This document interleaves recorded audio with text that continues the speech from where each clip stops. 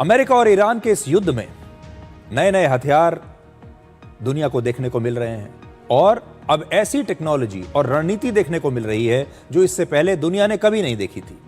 पिछले 100 वर्षों में हमने दुनिया के हर बड़े युद्ध में हर बार एक नई तरह की मिलिट्री टेक्नोलॉजी और रणनीति को देखा जिसने युद्ध लड़ने का तरीका हमेशा के लिए बदल दिया। हर बार युद्ध जो है वो पिछले युद्ध से बदल जाता है, नए हथियार आ जाते हैं, नई रणनीति आ जाती है जो अपने दुश्मन को चौंकाती है।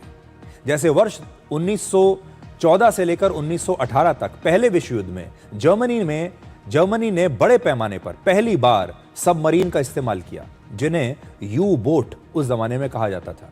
ये समुद्र की लहरों के नीचे रहती थी और अचानक किसी दुश्मन के जहाज पर हमला कर देती थी। दुनिया ने पहली बार इस प्रकार की पनडुब्बियों को देखा और ऐसा ही एक हमला अमेरिका की सबमरीन ने 4 मार्च को हिंद महासागर में ईरान के एक युद्धपोत पर किया था। हाल ही में उसकी आपने तस्वीरें देखी होंगी जब हिंद महासागर में 4 मार्च को यह हमला हुआ।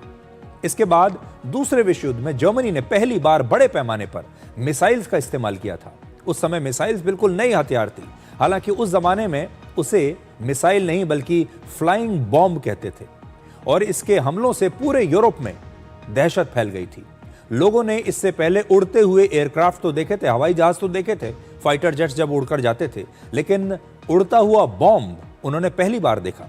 बाद में इसे मिसाइल्स का नाम दिया गया। दूसरे विश्व युद्ध को खत्म करने के लिए अमेरिका ने पहली बार जापान पर 2 परमाणु बॉम्ब गिराए और यह भी दुनिया ने पहली बार देखा। और वर्ष 1991 में पहला खाड़ी युद्ध जब हुआ तो यह दुनिया का पहला ऐसा युद्ध था जिसे दुनिया भर के लोगों ने पहली बार टीवी पर लाइव देखा, क्योंकि इस युद्ध का लाइव ब्रॉडकास्ट दुनिया के बड़े बड़े चैनल्स कर रहे थे। तो आप कह सकते हैं कि जो गल्फ वॉर था 1991 का, वो पहला दुनिया का टेलीवाइज्ड टीवी पर देखा जाने वाला युद्ध था और इसी युद्ध से पहली बार किसी युद्ध की लाइव रिपोर्टिंग की शुरुआत हुई। और अमेरिका ने इस युद्ध में अपने पहले स्टेल्थ एयरक्राफ्ट का भी इस्तेमाल किया जिसका नाम है F-117 नाइट हॉक। और इस विमान की खासियत यह थी कि यह दुश्मन के रेडार पर नजर नहीं आता था, जो कि उस समय बिल्कुल नई टेक्नोलॉजी थी। यह किसी एलियन स्पेसशिप की तरह दिखता था। और इसी युद्ध में अमेरिका ने पहली बार टोमाहॉक क्रूज मिसाइल का भी इस्तेमाल किया था और इस समय भी ईरान के खिलाफ इसी टोमाहॉक मिसाइल के नए मॉडल से हमला किया जा रहा है। इसके बाद हमने जितने भी युद्ध देखे उसमें टेक्नोलॉजी लगातार अपग्रेड होती चली गई।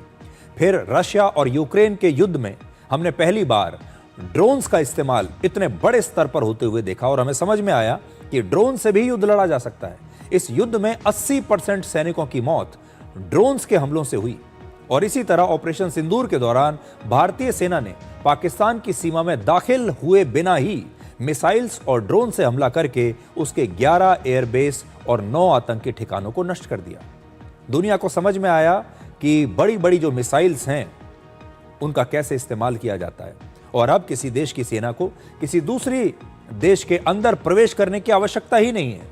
आप अपनी सीमा के अंदर बैठकर दूसरे देश को नष्ट कर सकते हैं। और इस समय अमेरिका और ईरान के युद्ध में पहली बार दुनिया AI का इस्तेमाल देख रही है।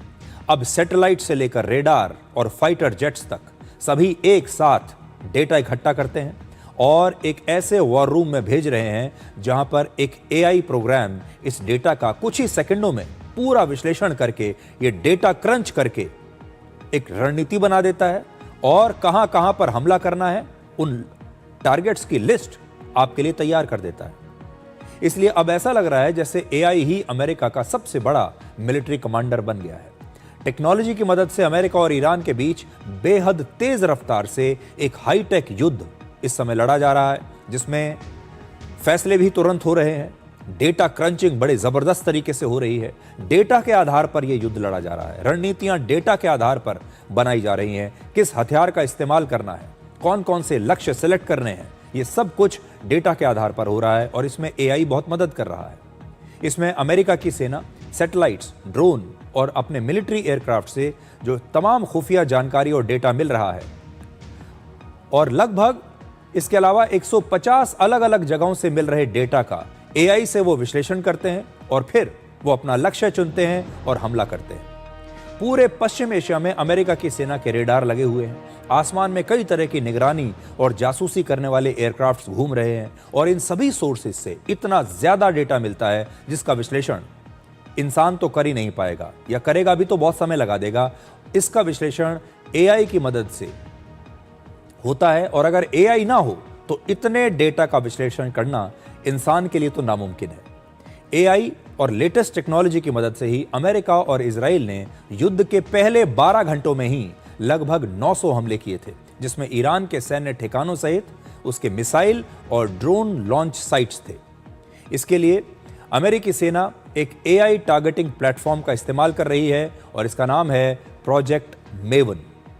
ये ड्रोन और सैटेलाइट के हजारों घंटों के वीडियोस का विश्लेषण करके दुश्मन के टैंक्स, उसके मिसाइल लॉन्चर्स और उसके सैनिकों की पहचान करके मिलिट्री कमांडर्स को हमले के विकल्प देता है।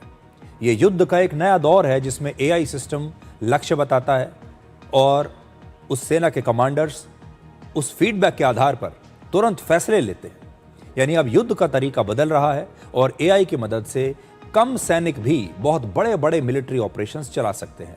अब ये बात मायने नहीं रखती कि किस देश के पास कितनी बड़ी सेना है, किस देश के पास कितने लाख सैनिक इस समय मौजूद हैं। इजराइल जैसे जो छोटे छोटे देश हैं जिनके सैनिकों की संख्या बहुत ही सीमित है, इजराइल हमारे देश में मणिपुर राज्य के बराबर है। अब आप सोचिए, उसकी सेना भी बहुत छोटी है, लेकिन उसके बावजूद उनके जो हमले हैं ये बड़े असरदार होते हैं। इस समय की जो मॉडर्न आर्मीज हैं वो अक्सर एक शब्द का इस्तेमाल करती हैं और वो है kill chain.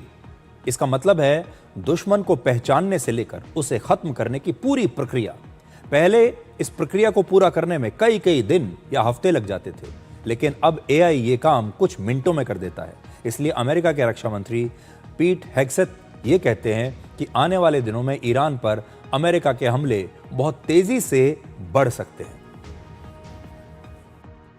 And as part of when we say more to come, it's more fighter squadrons, it's more capabilities, it's more defensive capabilities, and it's more bomber pulses more frequently. The amount of firepower over Iran and over Tehran is about to surge dramatically. कुछ वर्ष पहले तक जिस देश के पास जितनी ज्यादा missiles होती थीं, रॉकेट्स, टैंक्स या फाइटर जेट्स होते थे, उस सेना को उतना ही ताकतवर माना जाता था। लेकिन आज के जमाने में जिसके पास एआई, डेटा और नई टेक्नोलॉजी होगी, वही सेना सबसे ज्यादा ताकतवर होगी और किसी भी युद्ध में उसे निर्णायक बढ़त मिल सकती है अगर उसके पास लेटेस्ट टेक्नोलॉजी है, उसके पास बेहतरीन इंटेलिजेंस है और उस डेटा को क्रंच करने के लिए उसके पास अपना खुद का एआई सिस्टम है।